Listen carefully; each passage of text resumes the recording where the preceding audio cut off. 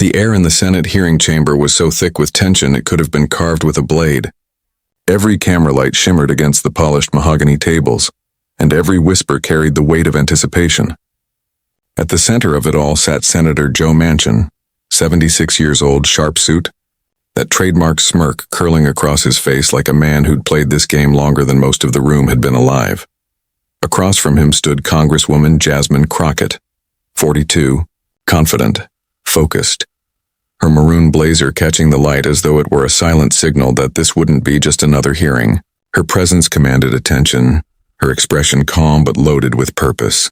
The former civil rights attorney from Texas had spent her career facing down hostility, and this day, she was about to make history doing it again. The subject was supposed to be voting rights, but everyone in that room knew it had become something far bigger. What started as policy debate was about to turn into a test of respect, intelligence, and power. Manchin leaned forward, his gravelly voice cutting through the silence. "Well, I have to question whether the representative from Texas has the intellectual capacity to understand what we're dealing with here," he said, letting the condescension drip like oil. "This isn't a local courthouse drama. This is the United States Senate." Gasps rippled through the room. Phones lifted, cameras zoomed in, and even the stenographer hesitated before typing the words. It wasn't what he said, it was how he said it. Every syllable carried the arrogance of decades of unchecked power, but Jasmine Crockett didn't flinch. She had seen this kind of dismissive tone before, in courtrooms, in negotiations, in political backrooms where people mistook age for authority and experience for expertise. Manchin didn't realize he had just stepped into something he couldn't control. For over a decade, Joe Manchin had been Washington's ultimate deal-maker, the self-proclaimed moderate who could kill progressive dreams with a single vote. He was the man who softened climate bills, halted student debt relief, and bragged about being the Democrat who didn't behave like one. His reputation was built on power and obstruction. But Jasmine Crockett was built on something stronger: evidence, intellect, and lived experience. Born and raised in St. Louis, she had clawed her way through college, worked multiple jobs to earn her law degree from the University of Houston, and spent over a decade defending civil rights cases that others were too afraid to touch. She wasn't shaped in marble halls. She was forged in real courtrooms, representing real people whose voices were silenced. That day, she wasn't just representing Texas. She was representing every woman, every professional, every young lawmaker who'd ever been told to wait her turn. For weeks, this confrontation had been brewing. Crockett had come to the hearing armed with hard data, court rulings, and evidence drawn straight from the communities Manchin claimed to understand. She'd watched him dismiss younger lawmakers, interrupt witnesses, and twist facts to fit his narrative. When her turn came to speak, she didn't waste a second. "Senator, with all due respect," she said evenly, her tone polite but firm, "the data from West Virginia shows a 15% decline in rural voter turnout following these restrictions. That's not speculation. That's your own state's data." Manchin's eyes narrowed, his smirk tightening. He wasn't used to being corrected, least of all by someone he underestimated. "Representative," he replied, leaning back like a professor scolding a student, "you might be misunderstanding the complexities here. This isn't as simple as it looks on paper." Crockett's expression didn't change. Instead, she calmly reached for her phone and read directly from a court document. "Actually, Senator, 3 weeks ago, the Southern District Court of West Virginia ruled on this exact issue. The judge cited the same data I just mentioned. Perhaps you haven't reviewed it yet." The room stirred. Reporters leaned forward. Staffers froze. Manchin looked rattled. Something no one in that chamber had seen before. It was clear to everyone watching. Crockett hadn't come to debate him. She'd come to dissect him. Every argument he threw at her, she countered with precision. Every "you don't understand" he offered, she buried under the weight of evidence. It wasn't just intelligence, it was preparation weaponized. And that's when Manchin switched tactics. He tilted his chair back, adopting the calm, almost patronizing smile of a man used to being obeyed. "I've been doing this a long time," he said softly. "Sometimes experience gives you a perspective that the newer members just don't have yet." Crockett's eyes flickered. That split-second flash that signaled the storm to come. She'd seen this move. Before the patronizing lesson, the implication that youth and womanhood equaled ignorance. It was a tone men like Manchin used like a shield, because they knew the facts weren't on their side. She straightened her back, adjusted the microphone, and spoke with the kind of clarity that made the room fall silent. "Senator Manchin," she began, her voice steady as stone. "You've mentioned experience several times today, so let me share some of mine." The entire hearing room froze. Even the air conditioning hum seemed to fade. "For 15 years I've worked as a civil rights attorney. I've represented voters who were denied access to the ballot box. I've argued in front of federal judges to overturn unconstitutional voting restrictions, restrictions nearly identical to the ones you're defending today. I've held the hands of elderly women who were turned away from their polling places because of those same laws." Each sentence was a hammer hitting steel. "This isn't theory for me. This isn't about political positioning or talking points. This is about people, real people, who are hurt by these policies you're protecting." Manchin tried to interject, but Crockett raised her hand slightly, not with aggression, but with authority. "So when you suggest that I don't understand the complexities of these issues, I have to wonder, Senator, have you ever seen how these policies affect your own constituents? Because from where I'm sitting, it looks like the person who doesn't understand the complexities is the one who believes voting rights are too complicated for ordinary Americans to deserve." Silence. Absolute, perfect silence. Every journalist's hand froze above their keyboard. The camera lights seemed to pulse brighter. Even Manchin's staffers, long accustomed to watching him dominate, looked uneasy. For years, Manchin had ruled these hearings with a combination of seniority and swagger. He had silenced progressives, outmaneuvered party leaders, and buried proposals he didn't like under layers of real-world practicality. But not today, because across from him stood someone who didn't care about hierarchy, only truth. And truth, when spoken with clarity, can be the most dangerous weapon in Washington. The longer Crockett spoke, the clearer it became. She wasn't just dismantling his argument, she was rewriting the rules of engagement. Manchin's face reddened. His voice, when he spoke again, had lost its smooth calm. "Representative, I think you need to remember where you are and who you're talking to." The words hung in the air, sharp and heavy. Everyone understood what he meant. It wasn't about procedure, it was about power. About reminding a younger black woman that she was speaking to a man who thought he still ran Washington. But what Manchin didn't understand was that Jasmine Crockett didn't need reminding. She knew exactly where she was, and she knew exactly what she was about to do. She didn't raise her voice, she didn't get angry, she just looked straight at him, her tone cutting like glass. "Senator," she said evenly, "thank you for the reminder. But I assure you, I am very aware of where I am. And I am also aware of what's at stake when the people in this room forget who they're supposed to serve." The temperature in the chamber seemed to drop 10 degrees. Everyone knew what was coming next. They just didn't know how devastating it would be. Because Joe Manchin, the man who prided himself on never losing control, was about to make the single biggest mistake of his career. He leaned forward again, eyes narrowing, his tone suddenly cold. "Well, I have to question whether the representative from Texas has the intellectual capacity to understand what we're dealing with here." The words hit the room like a detonation. For a heartbeat, no one moved. Then, phones went up, cameras zoomed, and you could practically feel the internet preparing to explode. It was a line soaked in arrogance, the kind of insult that only someone untouchable would dare to say aloud. But Jasmine Crockett wasn't about to let it slide. She took a slow breath, stood up with deliberate grace, and looked directly at him. Her expression was calm, too calm, the kind of calm that comes right before a verbal earthquake. "Senator Manchin," she said, her voice steady, "did you just question my intellectual capacity?" Manchin hesitated. The confidence in his eyes faltered. "I just meant that perhaps—" "No, Senator," she interrupted softly. "You said what you said." Her tone never rose, but the silence that followed her words was deafening. "You questioned my intellectual capacity here, in front of this committee, on the record. So let's go ahead and clear that up." She reached into her briefcase and pulled out a folder, thick, neatly labeled, color-coded. "You want to talk about intellectual capacity? Let's talk." The reporters were ready now.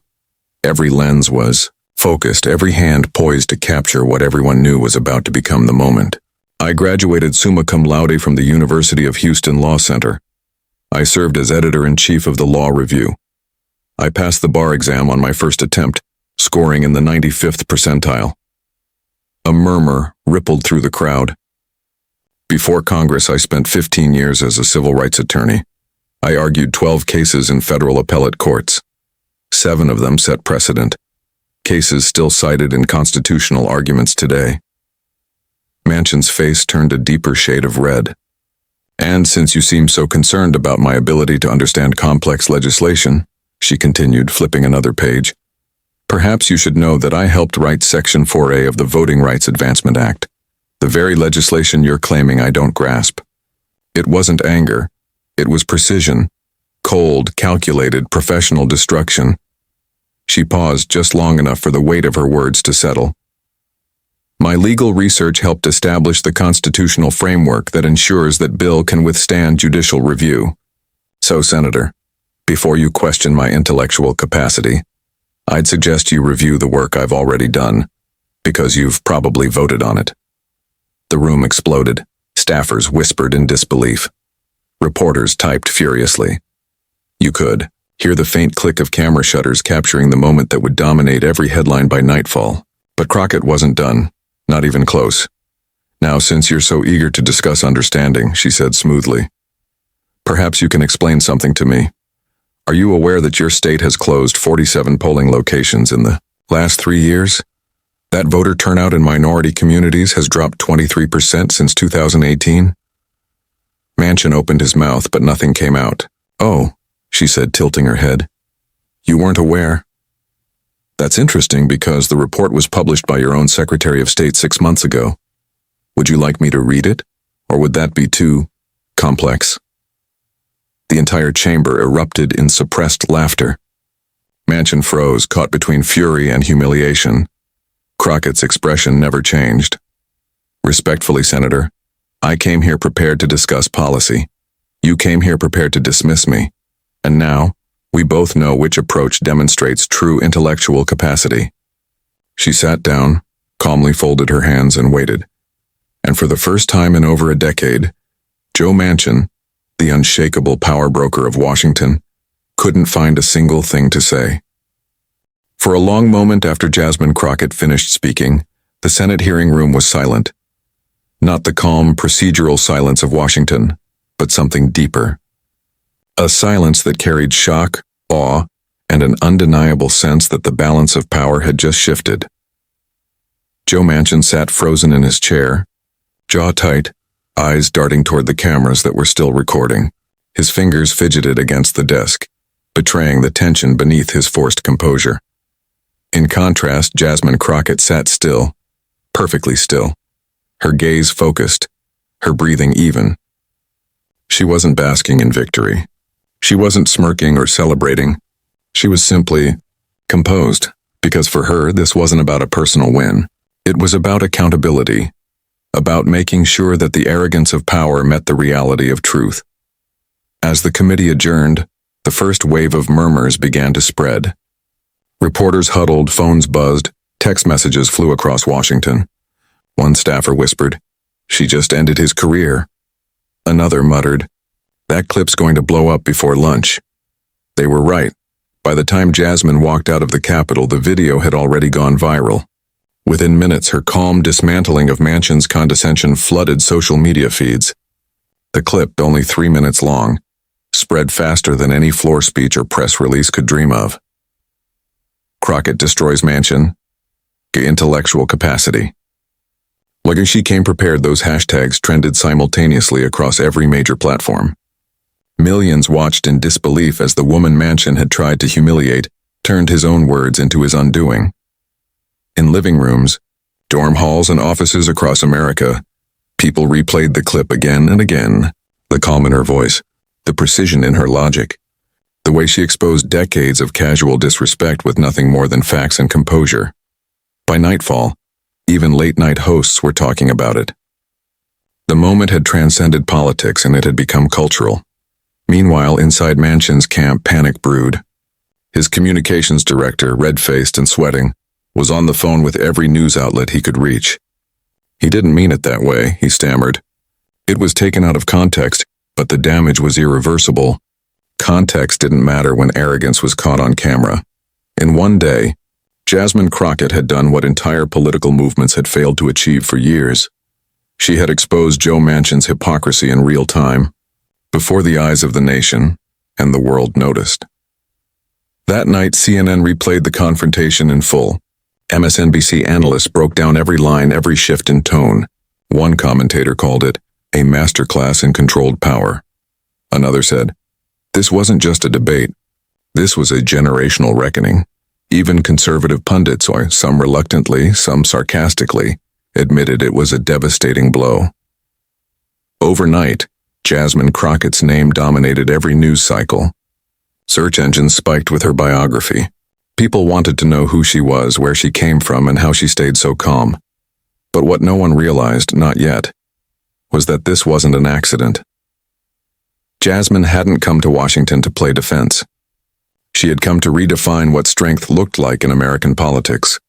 For too long, women in power, especially women of color, were told to temper their tone, to be agreeable, to avoid confrontation. But Crockett had just rewritten that rulebook. She didn't yell. She didn't curse. She didn't match Manchin's arrogance with outrage. She neutralized him with intelligence, and that, more than anything, terrified her opponents. The next morning, headlines painted the contrast vividly. Calm, calculated and correct, Jasmine Crockett schools. Joe Manchin on live TV. Manchin's intellectual. Comment backfires spectacularly. Texas lawmaker becomes overnight symbol of political precision. By noon, her congressional office phone lines were jammed. Constituents, activists, even fellow lawmakers called to congratulate her. Staffers brought in extra coffee just to keep up with the influx of emails. But Jasmine, true to form, didn't let the noise distract her. When her aide Leah rushed into her office with a laptop showing the viral numbers, 12 million views in less than 24 hours, Jasmine just smiled faintly. Truth always travels fast when people are ready to hear it, she said. Still, the confrontation had lit a firestorm inside Capitol Hill. Behind closed doors, senators whispered. Some called Manchin privately, urging him to let it go. Others warned him that his dismissive tone toward a younger colleague, and a black woman, no less, had crossed a line even his allies couldn't defend. Manchin, humiliated and defiant, refused to apologize. He went on a local radio show 2 days later and tried to reframe the incident. I was simply emphasizing the complexity of policy making, he insisted. There was no insult intended, but it didn't matter. The public had seen the clip. They'd seen his expression. They'd heard the words. There was no mistaking what had happened. Meanwhile, Jasmine Crockett's influence began to grow. Her speeches drew larger audiences. Her interviews garnered millions of views. Young women across the country quoted her line, "I am very aware of where I am and who I serve." It became a rallying cry. University law students dissected her performance like a case study in rhetorical power. Civil rights groups invited her to speak. Even members of the press, long accustomed to cynicism, found themselves using a word they rarely did anymore: hope. And yet, while the world celebrated, Jasmine stayed focused. She knew the system wasn't changed by viral moments alone. Real change required persistence. The same persistence that had brought her from crowded courtrooms to the halls of Congress. So when the next hearing came around and the cameras once again turned toward her, she didn't grandstand or gloat. She opened her folder, adjusted her microphone, and began with the same calm, deliberate tone. "Today," she said, "we continue discussing the right of every American to vote without obstruction or intimidation. And I trust that this time we can do so with respect and intellect." It was subtle, but the message was unmistakable. Even Manchin looked down at his notes, unable to meet her gaze. The tide had turned. Behind the scenes, party strategists began rethinking alliances. They saw in Crockett something rare, not just talent, but control. The kind of composure that couldn't be trained or faked. The kind of presence that made opponents hesitate before speaking. Within weeks, whispers began. Could she be the future of the party? But Jasmine wasn't interested in titles or ambition. She cared about impact. She met with grassroots organizers across Texas, pushing for expanded access to voting, healthcare, and education. She worked late into the night, reviewing legislation line by line, making sure no loopholes slipped through unnoticed. Still, the confrontation followed her everywhere, replayed in interviews, quoted in op-eds, dissected in think pieces. One evening, as she left a town hall meeting, a young woman approached her. She couldn't have been more than 20. Nervous, clutching her phone, she said softly, "I watched you stand up to that senator. It made me believe I could go to law school." Jasmine smiled, that quiet, knowing smile of someone who understood exactly what that meant. "Then do it," she said, "because that's how we win, one voice at a time." That moment, more than any headline or viral clip, was what Jasmine carried with her. Weeks later, Manchin faced the full fallout. Polls in West Virginia showed a steep decline in his approval ratings. Editorials questioned his relevance. Even longtime supporters began distancing themselves, describing him as out of touch and arrogant. Meanwhile, Jasmine Crockett's star continued to rise. She was invited to deliver a keynote at a major policy summit. The title of her address was simple: The Power of Composure. When she stepped onto that stage, lights flashing, applause echoing, she looked out at the audience of lawmakers, journalists, and citizens from across the country. Her first words were quiet, but every syllable carried weight. "Power doesn't come from volume," she said. "It comes from clarity. It comes from preparation. It comes from the courage to stay calm in rooms where others want you to break." The crowd rose to its feet before she even finished her first paragraph. She went on to speak about justice, integrity, and the duty of every public servant to listen, not to dominate. About how politics had become more about winning arguments than serving people, and how that needed to change. By the end of her speech, there were tears in the audience, not from sadness, but from recognition. Jasmine Crockett had become something rare in modern politics, a symbol of both strength and grace. Back in Washington, even those who once doubted her began to take notice. Committees sought her expertise. Networks requested her commentary. Colleagues approached her for advice. But she never forgot the moment that started it all. That hearing room, that insult, that silence. To her, it wasn't about revenge or humiliation. It was about setting a standard, a line that said, "You don't get to define my worth. You don't get to question my mind." One night, as she reviewed documents in her office, Leah walked in holding a tablet. "You're trending again," she said with a grin. "A Crockett doctrine." Jasmine looked up, amused. "Doctrine?" Leah nodded. "People are using your name for a new approach to debate. Staying calm, factual, and unshakable no matter what's thrown at you." Jasmine laughed softly. "If that's the doctrine, then maybe Washington could use a little more of it." Outside, the Capitol dome gleamed against the night sky. The same institution that once dismissed her was now being redefined by her presence. Because what Jasmine Crockett proved, not through shouting, not through anger, but through truth, was that intellect is not measured by seniority, and respect is not something you request, it's something you earn. And in that hearing room on that day, she had earned it forever.